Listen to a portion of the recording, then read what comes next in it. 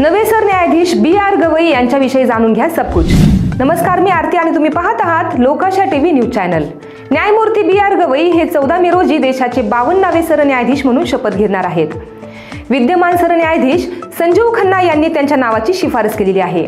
संजीव खन्ना यांच्यानंतर न्यायमूर्ती गवई हे सर्वाधिक वरिष्ठ न्यायमूर्ती आहेत। भूषण रामकृष्ण गवई हे महाराष्ट्राचे सुपुत्र आहेत।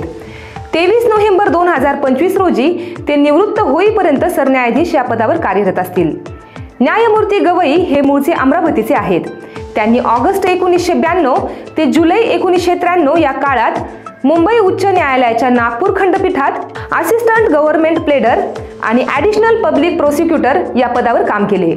17 जानेवारी 2000 पासून त्यांनी सरकारी वकील म्हणून काम पाहिले।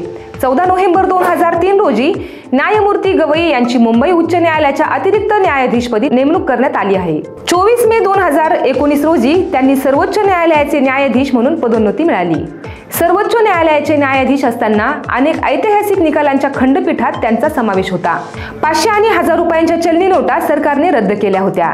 सरकारचा हा निर्णय कायम ठेवण्याचा निर्णय देणाऱ्या खंडपीठात त्यांचा समावेश होता।